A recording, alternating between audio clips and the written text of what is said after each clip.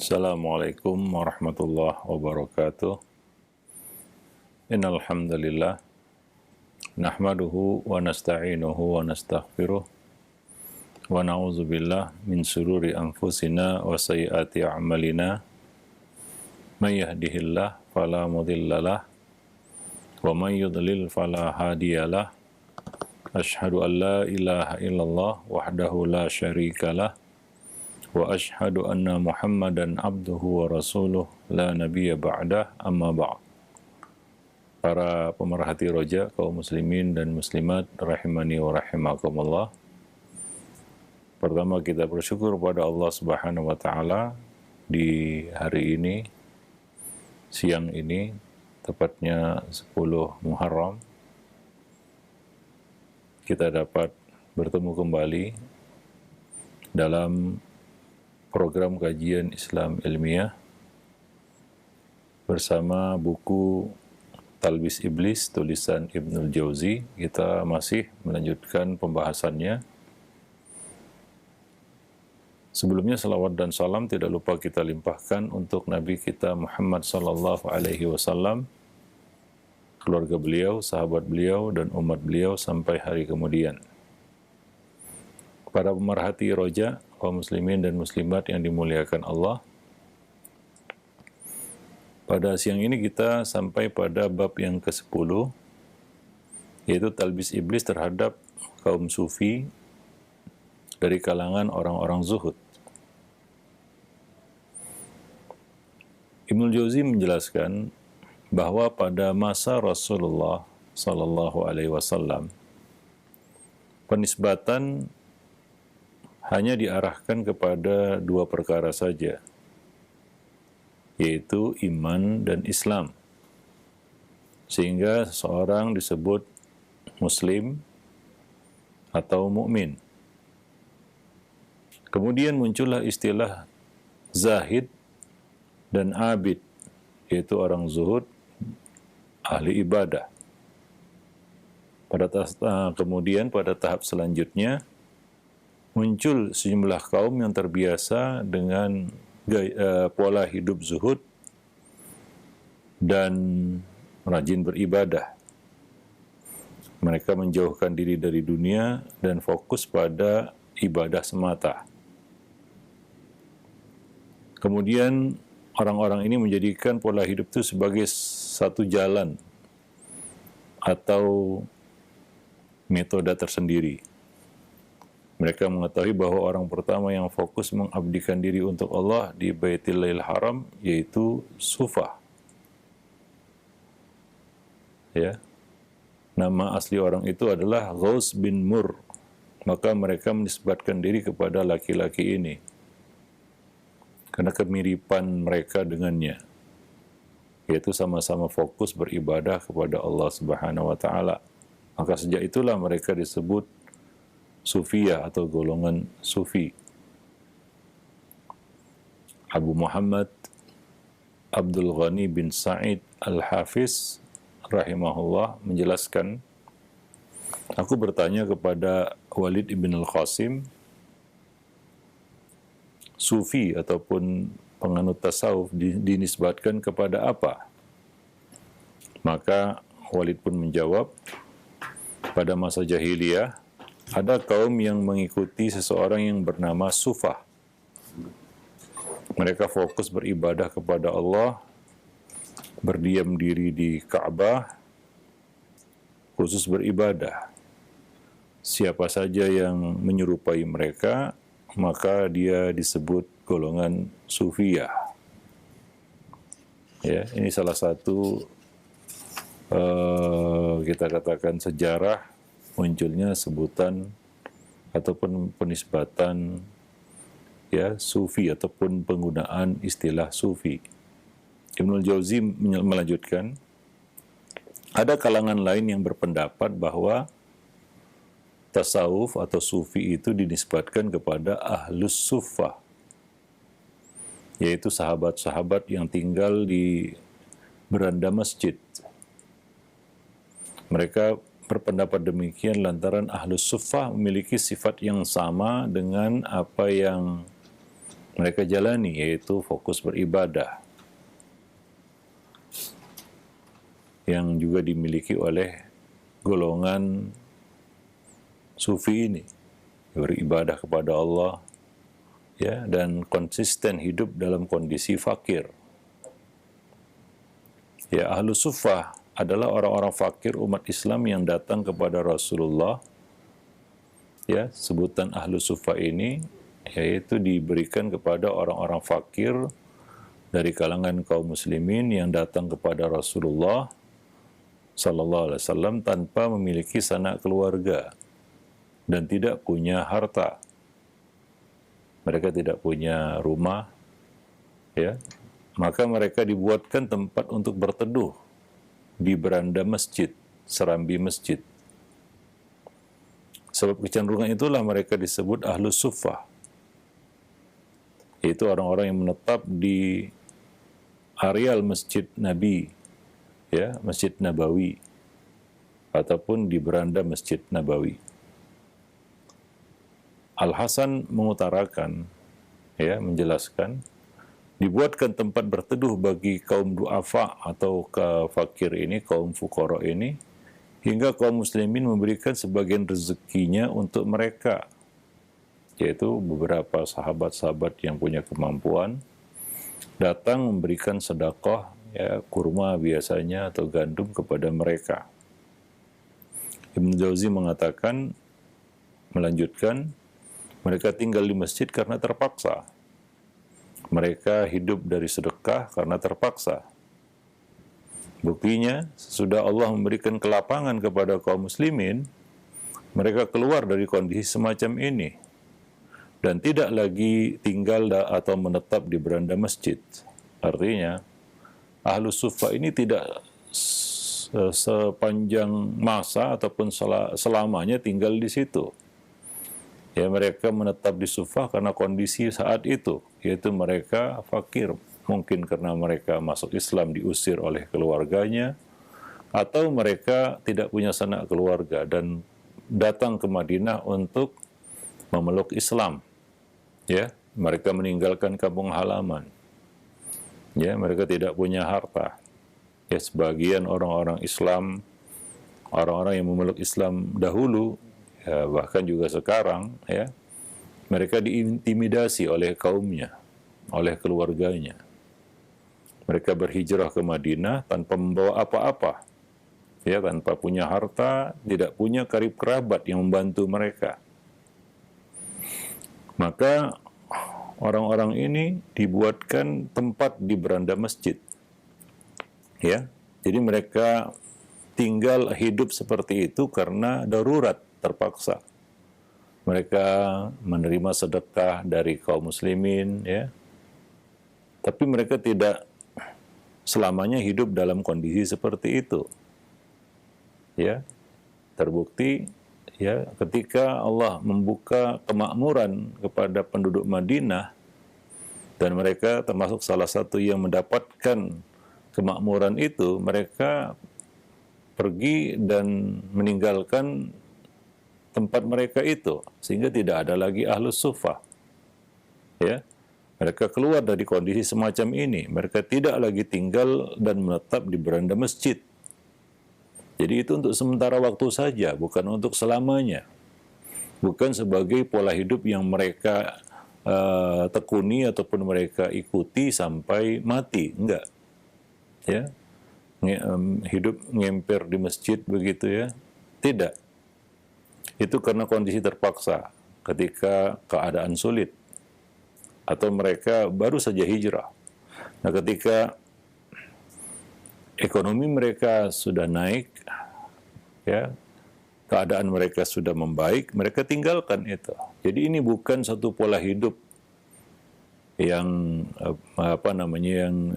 mereka jalani dengan pilihan mereka ataupun dengan kerelaan mereka ataupun pilihan mereka. Tidak, mereka tidak memilih hidup seperti itu. Hanya saja kondisi yang memaksa mereka seperti itu. Jadi dengan demikian penisbatan sufi, ya, kepada ahlus suffah adalah sebuah kekeliruan. Ya, tidak tepat, ya menisbatkan kata sufi ini kepada ahlus suffah. Sebab jika demikian maka kata yang digunakan semestinya sufi, ya, atau ya apa namanya, ya sufi atau sufi, ya, bukan sufi.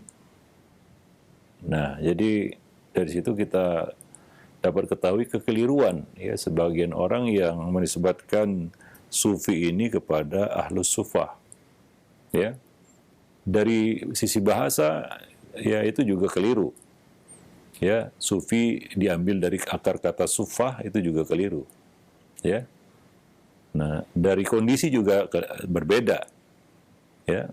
Kalaulah kesamaannya mereka sama-sama beribadah, ya, rajin ibadah karena mereka tinggal di beranda masjid, maka kita ketahui bahwasanya ahlu suffah ini tidak selamanya tinggal di masjid. Ya, ketika diberi kelapangan ataupun mereka mendapatkan kelapangan hidup, mereka keluar dari kondisi itu. Mereka meninggalkan beranda masjid, tidak selamanya tinggal di beranda masjid. Ya, nah demikian. Jadi tidak benar atau keliru dari semua sisi, baik dari sifat maupun akar katanya. Ya, nah demikian. Ibnul Jauzi melanjutkan, kalangan lain berpendapat bahwa sufi berasal dari kata sufanah, artinya sayuran yang keras, ya, sayuran yang keras dan pendek. Para sufi dinisbatkan kepada sayuran ini karena mereka merasa cukup dengan memakan tumbuh-tumbuhan padang pasir. Ya, maka ini disebut kepada sufana. Ya, mereka tidak memakan selain makanan itu, ya, dedaunan ataupun sayuran itu. Ini juga keliru sebenarnya dari sisi bahasa. Jika benar mereka dinisbatkan pada sayuran ini, tentunya disebut sufani, bukan sufi. Ya, sufani, bukan sufi. Nah, menurut kalangan lainnya, sufi ini dinisbatkan kepada surfah atau sufah, yaitu bulu yang tumbuh di bagian belakang leher. Karena halusnya, ya, seakan-akan mereka terhubung dengan Al-Khaliq dan dipalingkan dari makhluk. Ya, ada juga yang lain berpendapat bahwa, ya, yang lain lagi berpendapat berbeda, tidak seperti itu, ya, dan lain-lain. Ada yang mengatakan karena mereka menggunakan, ya, baju yang terbuat dari kain suf ataupun wol, maka mereka disebut sufi. Ya, nisbat kepada pakaian yang mereka kenakan. Ya, kita juga tahu bahwa tidak semua kaum sufi mengenakan, ya, suf ataupun kain wol. Ya, nah demikian. Wallahu a'lam bishawab. Artinya apa? Banyak pendapat-pendapat di dalam bab ini, ya, tentang akar kata sufi ini, dari mana ini berasal. Ya, wallahu a'lam bishawab. Ini menunjukkan bahwa memang ini suatu yang tidak dikenali di zaman Nabi SAW, ya. Nah demikian. Tadi disebutkan ada yang mengatakan bahwa ini adalah nisbat kepada, ya, seseorang yang dulu di zaman jahiliyah, ya, bernama Sufah, nama aslinya Ghaus bin Mur, ya. Nah,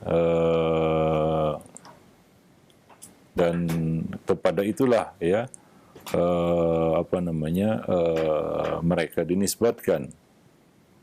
Ya, wallahu a'lam bishawab. Ya, karena kesamaan, ya, kemiripan mereka dengan orang ini, yaitu fokus beribadah, ya, di Baitillah ataupun di Baitul Haram. Wallahu a'lam bishawab. Nah demikian. Taib. Itu beberapa asal usul dari penisbatan orang-orang zuhud dan ahli ibadah ini kepada sufi. Ya, nah, istilah tasawuf atau sufi muncul guna menyebut ihwal satu kaum. Ya, ini muncul sebelum tahun 200 Hijriah. Ya, sebelum tahun 200 Hijriah. Pada waktu istilah ini dimunculkan oleh generasi pertama kelompok ini, Mereka membahas dan menyebutkan ciri-ciri khas dengan berbagai ungkapan. Jadi intinya kata mereka, ya, ajaran tasawuf ini adalah ya suatu pola hidup mengolah jiwa, melatih watak dengan mencegahnya dari akhlak-akhlak yang tercela. Ya, mencegah diri dari hal-hal yang tercela dan mendorongnya agar bisa berakhlak mulia. Awalnya seperti itu, fokus kepada hal-hal tazkiyatun nufus, ya. Misalnya zuhud, santun, sabar, ikhlas, jujur, dan beragam sifat baik lainnya yang mendatangkan banyak pujian, ya, di dunia dan pahala di akhirat. Awal munculnya seperti itu, ya, pola hidup seperti ini, fokus ibadah, menjauhkan diri dari dunia, dan ya, kemudian menjauhkan diri dari hiruk pikuk ya dunia, ya, dan latihan jiwa, ya, melatih diri untuk memiliki akhlak-akhlak yang mulia dan mencegahnya dari akhlak-akhlak tercela. Nah, itulah, demikianlah kata Ibnul Jauzi, ya, kondisi generasi pertama dari kaum sufi ini. Awalnya seperti itu, ya biasa, ya. Awal-awal muncul sesuatu golongan apapun itu kelihatannya lurus, gitu ya. Banyak kelompok-kelompok, golongan-golongan, ya awalnya lurus, ya, tapi seiring dengan perjalanan waktu, ya tidak ada yang selamat dari makar iblis, ya, tidak ada yang selamat dari tipu daya iblis, khutuwat iblis, ya, akhirnya mereka menyimpang. Ya, terjadilah penyimpangan demi penyimpangan. Ibnu Jauzi mengatakan begitulah kondisi generasi pertama kaum sufi. Sebelum iblis memperdaya mereka dalam banyak aspek ideologi, ya, bahkan di dalam aspek ibadah, ya. Nah, ya, kelengahan dan kelalaian, ghaflah, ya, dimanfaatkan oleh iblis untuk menyeret mereka keluar dari sunnah, bahkan keluar dari akidah, ya, mengelabui generasi setelah mereka, ya, yang mengikuti pola hidup mereka. Ya, tiap satu generasi berlalu, iblis semakin berambisi menyesatkan generasi berikutnya, sehingga mereka semakin tertipu, dan pada akhirnya iblis benar-benar leluasa menguasai dan, ya, merusak generasi terakhirnya.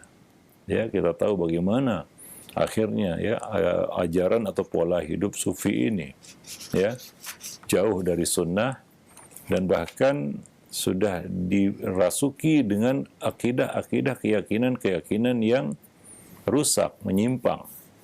Ya, nah demikian. Jadi faktor yang membuat iblis, kenapa orang-orang ini yang awal munculnya mungkin lurus-lurus, ya, kita tahu, ya, generasi pertama orang-orang yang disebut sufi ini, ya, walaupun kita masih berselisih pendapat dari mana akar kata itu, ya, dikenal dengan orang-orang yang fokus ibadah, konsisten hidup dalam kondisi yang, ya, yang sederhana, ya, jauh dari dunia. Itu adalah suatu hal yang bagus sebenarnya. Tapi mengapa iblis bisa mengelabui orang-orang ini, terutama generasi-generasi yang datang berikutnya? Ya, Ibnu Jauzi menjelaskan sebabnya. Faktor yang membuat iblis mudah menipu kaum sufi adalah jauhnya mereka dari ilmu. Ya, jauhnya mereka dari ilmu. Ya, tanpa mereka sadari, ya, kesibukan mereka beribadah itu mengalihkan mereka dari satu ibadah, yaitu menuntut ilmu. Seperti yang dikatakan oleh Yahya bin Yahya, ya, iblis boleh saja membuka 99 pintu kebaikan untuk menyesatkannya dari satu pintu keburukan.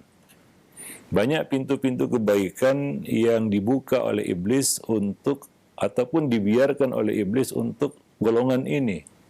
Mungkin iblis tidak mengusik-ngusik mereka di dalam bab itu. Tapi satu, iblis menghalangi mereka dari ilmu.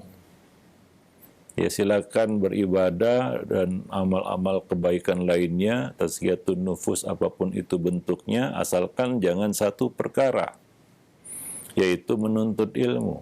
Karena iblis mau masuk merusak mereka dari pintu itu. Ya, maka tanpa mereka sadari, ya, begitulah piawainya ya, lihainya iblis menyesatkan anak Adam. Kadang-kadang ya dari pintu yang kita tidak sadari itu. Ya, sebagian orang mungkin disesatkan oleh iblis dari pintu muamalah, akhlak, tanpa dia sadari. Mungkin dia fokus kepada akidah, manhaj, dan lain-lain. Dibiarkan. Ya. Iblis tidak mengusik-ngusiknya dalam bab itu. Tapi, ya, mereka menganggap remeh atau iblis membuat mereka menganggap remeh satu pintu yang iblis mau masuk dari pintu itu, yaitu akhlak. Ya, akhlak. Mereka pandang rendah, pandang remeh akhlak itu. Masalah akhlak, itu bukan masalah serius. Itu bukan masalah inti. Itu bukan masalah pokok. Itu bukan asas. Itu hanya cabang. Yang pada akhirnya melalui pintu itulah iblis merusak mereka. Ya, iblis merusak mereka. Sama seperti kaum sufi ini, ya mereka ya fokus dengan ibadah-ibadah yang luar biasa banyak, sholat, puasa, zikir, ya, dan ibadah-ibadah lainnya. Dan juga mereka melatih sabar, santun, ya, dan lain-lain. Luar biasa. Latihan jiwa yang mereka jalani juga luar biasa. Tapi satu hal, nah ini dia pintu yang ingin dimasuki oleh iblis dari mereka, yaitu ilmu. Maka di sini Ibnul Jauzi mengatakan, ya faktor yang membuat iblis mudah menipu orang-orang ini adalah mereka menjauhi ilmu, terhalangnya mereka dari ilmu. Iblis memberitahu kepada mereka bahwa tujuan ilmu adalah amal. Ya, ini syubhatnya. Ya, namanya syubhat ya, seolah-olah seakan-akan benar gitu ya. Padahal salah. Ya, iblis membisiki mereka bahwa tujuan ilmu itu amal, sementara kamu sudah sampai tujuan. Ya. Kamu sudah sampai tujuan, kamu sudah sampai amal, maka ilmu tak perlu. Ini adalah suatu pendekatan mukaddimah yang salah sebenarnya. Ya. Dari iblis kepada mereka. Ya, nah demikian. Karena ilmu itu dikeluarkan dari amal. Iblis mengeluarkan ilmu dari amal. Ya, seolah-olah ilmu itu bukan bagian dari amal. Tidak disebut beramal, ini keliru. Amal soleh yang paling utama, paling baik, dan menjadi dasar bagi semua amal soleh lainnya adalah menuntut ilmu. Tapi apa yang dibisiki iblis ke telinga orang-orang ini, menuntut ilmu itu bukan amal. Menuntut ilmu itu bukan amal. Ya, sehingga iblis membisiki mereka, kamu sudah sampai kepada amal, maka kamu tidak perlu ilmu, karena ilmu bukan amal. Ya, nah demikian. Ya, nah, oleh karena itu, ya, orang-orang ini justru menjauhi ilmu, bahkan memusuhinya. Ya, karena dianggap mundur ke belakang satu langkah, kita sudah sampai tujuan, kenapa kita harus mundur, ya, menuntut ilmu, ya, ataupun mempelajari ilmu. Kita sudah sampai pada tujuan kita. Ya, nah demikian. Nah, setelah lentera ilmu mereka padam, ya, setelah cahaya ilmu itu padam, yaitu mereka tidak menuntut ilmu lagi, ya, mereka berjalan tidak tentu arah dalam kegelapan. Ya, ya seperti itu. Ya, ketika seorang itu jauh dari ilmu dan meninggalkan amal yang namanya ilmu, segala sesuatu dilakukan dengan kejahilan, dugaan, dugaan akal ataupun perasaan. Dan itulah yang mereka turuti. Ya, maka sedikit demi sedikit masuklah ya syubhat-syubhat iblis ke telinga mereka. Ya, ketika seorang itu berada di dalam kegelapan, maka iblis leluasa untuk menyesatkan mereka. Di antara mereka ada yang diberitahu oleh iblis bahwa tujuan ilmu yaitu meninggalkan dunia secara total. Sehingga mereka ini menolak apa saja yang diperlukan oleh tubuh. Ya, nah demikian. Ya, tujuan menuntut ilmu itu takwa kata mereka. Maka kalau sudah takwa nggak perlu menuntut ilmu, begitu kaedahnya yang dibuat oleh iblis kepada mereka. Ya, dengan takwa ilmu otomatis sudah dapat walaupun tidak menuntut ilmu. Ini suatu kerancuan juga, ya. Karena takwa itu dibangun di atas dasar ilmu. Bagaimana bisa bertakwa tanpa ilmu? Ya, tapi iblis coba lihat membisiki mereka bahwa takwa itu adalah merupakan buah dari ilmu. Apabila sudah dapat buahnya, untuk apa pohonnya? Ya, nah dengan buahnya kamu dapat segalanya. Maka mereka menggunakan ayat wattaqullaha wa yu'allimukumullah. Takwalah kamu kepada Allah, Allah akan memberikan ilmu kepada kamu.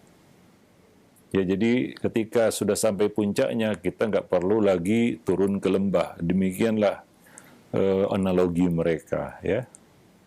Bahwa tujuan ilmu adalah meninggalkan dunia, kezuhudan, takwa. Nah, demikian. Ya, hingga mereka meninggalkan ilmu itu. Nah, ini salah satu syubhat juga. Ya, ada juga yang mereka ini menolak ya apa saja yang diperlukan oleh tubuh. Ya, karena dari situ ya mereka kadang-kadang ada kisah-kisah ya merasa kurang dan kurang. Senin Kamis mungkin dianggap kurang. Ya, mereka melaksanakan puasa Daud. Puasa Daud mereka anggap kurang, ada yang puasa 40 hari berturut-turut, puasa wisol, sementara itu dilarang. Ya, itu dilarang. Ya. Nah, mereka tidak mengetahui itu karena mereka tidak belajar. Atau mereka menganggap itu adalah tingkatan syariat. Belum sampai makrifat, apalagi hakikat. Ya, maka ya mereka pun melanggar banyak larangan. Ya, nah demikian. Ya, karena mereka anggap itu ya apa namanya suatu level di bawah tingkatan yang mereka sudah sampai padanya. Wallahu a'lam bishawab. Nah demikian. Ya, dan mereka menyampaikan harta dengan hal-hal yang buruk, ya, hingga mereka ya lupa bahwa harta diciptakan untuk menggapai maslahat. Ya, maka mereka pun ya membuang dunia mereka secara total. Ya, nah hidup dengan membebani jiwa secara berlebihan. Sampai-sampai ada yang tidak tidur sama sekali. Nah, ini pernah terjadi di zaman Nabi. Sebagian orang ingin menjalani pola hidup seperti ini. Yang satu mengatakan, aku akan puasa terus-menerus, tidak akan berbuka. Artinya puasa tiap hari. Tidak ada hari tanpa puasa. Yang satu mengatakan, aku akan sholat terus, tidak akan tidur. Yang satu mengatakan, aku akan meninggalkan wanita, yaitu tidak menikah selama-lamanya. Nabi tidak membenarkan pola hidup seperti itu. Nabi mengatakan, ma balu aqwamin yaquluna kadza wa kadza. Mengapa ada orang yang mengatakan seperti ini dan itu? Ya, sesungguhnya aku adalah orang yang paling takwa. Kalau mereka ingin takwa dengan hal itu, aku orang yang paling takwa. Dan orang yang paling berilmu tentang Allah Subhanahu wa taala, yang paling tahu apa yang Allah senangi, apa yang Allah ridhai, dan apa yang Allah cintai. Walakinni usolli wa arqud. Akan tapi aku salat, aku juga tidur. Wa asum wa uftir. Aku berpuasa, aku juga berbuka. Ya, Nabi kadang berpuasa, kadang berbuka. Tidak puasa terus-menerus. Walaupun wisol itu kekhususian Nabi, tapi tidak Nabi lakukan sepanjang hidup beliau. Ya, nah demikian. Ya, wa atazawwajun nisa, dan aku juga menikahi wanita. Nabi memiliki istri, Nabi memiliki keluarga. Faman raghiba an sunnati falaysa minni. Barang siapa yang benci sunnahku, maka dia bukan dari golonganku. Nah demikian. Ya, maksud dari ketiga orang ini baik. Ya, tapi niat baik saja nggak cukup. Harus dengan ilmu. Nah, disinilah masalahnya. Orang-orang ini meninggalkan ilmu. Akhirnya mereka menabrak banyak rambu-rambu syariat. Ya, seperti yang dikatakan oleh Ibnul Jauzi di sini, mereka ini sebenarnya bermaksud baik. Hanya saja salah jalan, kata beliau. Maka sebagian kaum sufi ada yang tanpa sadar telah mengamalkan hadis-hadis maudhu. Apalagi itu berisi targhib, motivasi beribadah, atau tentang fadail, ya, pahala-pahala yang didapat dengan ibadah-ibadah tertentu yang ternyata dhaif, bahkan maudhu, lemah, palsu. Ya, seperti zikir sampai ribuan, ratusan ribu, bahkan ada yang sampai jutaan kali. Nah, ini kan bertentangan ya dengan, ya, kita katakan fitrah hidup manusia. Dan Nabi Shallallahu Alaihi Wasallam, ya, tidak lebih dari 100 itu hitungan zikir yang ada bilangannya, ya, 100, ya. Nah, tidak lebih dari itu. Nah, sebagian hadis-hadis palsu atau maudhu ini ada yang menyebutkan, ya, riwayat-riwayat tentang fadilah zikir sampai ribuan kali, ratusan ribu kali. Itu habis, kalau dia amalkan itu, habis waktunya untuk zikir saja, nggak ada yang lainnya. Ya, dia tidak bisa membangun hablun minan nas. Bahkan mungkin dia tidak akan sempat sholat 5 waktu lagi itu. Ya, bahkan sebagian mereka ada yang sampai meninggalkan sholat 5 waktu. Ya, karena sibuk dengan amal-amal seperti ini. Ya, meninggalkan kewajiban-kewajiban hablun minan nas. Ya, karena sibuk mengamalkan, ya, kita katakan amal-amal ibadah-ibadah seperti ini yang berasal dari hadis-hadis maudhu atau palsu. Nah, beliau mengatakan di sini, Ibnu Jauzi mengatakan bahwa semua itu terjadi karena, ya, kurangnya ilmu agama, ya, minimnya, dangkalnya ilmu agama yang mereka miliki. Jadi dari situ, ya, iblis masuk kepada mereka. Melalui pintu itu, iblis masuk kepada mereka, yaitu menjauhkan mereka dari ilmu. Maka ada riwayat-riwayat dari kaum sufi ini tentang celaan mereka, hinaan mereka, ya, dan lelucon mereka, ya, terhadap para penuntut ilmu. Ya, seperti ada satu kisah disebutkan bahwa ketika mereka sedang berzikir, ya, tiba-tiba datang tiba-tiba, ya, lampu itu, lentera itu padam. Ya, maka si pemimpinnya ini, ya, pemimpin zikirnya itu berkata, mungkin ada salah seorang dari kamu tadi menghadiri majelis ilmu, itu yang membuat lentera ini padam. Nah, itu pelecehan mereka ataupun, ya, kita katakan lelucon mereka terhadap ilmu dan penuntut ilmu, ya, dan juga ahli ilmu. Mereka anggap itu adalah sebagai sesuatu yang menghalangi apa yang sedang mereka jalani. Ya, maka iblis pun semakin menjauhkan mereka dari ilmu itu. Maka membiarkan mereka leluasa dengan kejahilan. Dan itulah yang diinginkan oleh iblis. Begitu mudah iblis merusak akidah mereka, merusak ibadah mereka, bahkan merusak, ya, hablun minan nas dan hablun minallah mereka. Wallahu a'lam bishawab, ya. Nah, demikian. Nanti akan kita lanjutkan lagi, ya, bagaimana tipu daya iblis terhadap kaum ini atau golongan ini, ya. Sebelumnya kita katakan tidak ada satu golongan pun yang dibiarkan oleh iblis. Fuqaha, ahlu hadis, ya, sampai kepada orang-orang yang zuhud ini, ahli ibadah, ya, Nah, kalaulah ulama saja ya tidak dibiarkan oleh iblis, ya apalagi orang-orang yang tidak punya ilmu atau tidak ada kecondongannya kepada ilmu, maka mereka seperti menjadi santapan empuk bagi iblis untuk menyesatkan mereka. Tapi yang menjadi tujuan iblis ini adalah bagaimana banyak orang tertipu, bukan mereka tertipu, tapi orang-orang yang melihat mereka tertipu. Itu tujuan iblis. Nanti akan kita bicarakan. Kenapa orang-orang banyak mengikuti cara seperti ini. Ini luar biasa. Jadi iblis bukan hanya memperdaya orang-orang ini, tapi memperdaya juga orang-orang yang melihat, kagum, dan akhirnya mengikuti. Itu tujuan iblis. Ya, memang luar biasa. Ya, talbis iblis ini. Oleh karena itulah Ibnul Jauzi menulis buku ini. Ya, nah demikian. Wallahu a'lam bishawab. Subhanakallah bihamdik. Asyhadu an la ilaha illa anta astaghfiruka wa atubu ilaik. Assalamualaikum warahmatullahi wabarakatuh.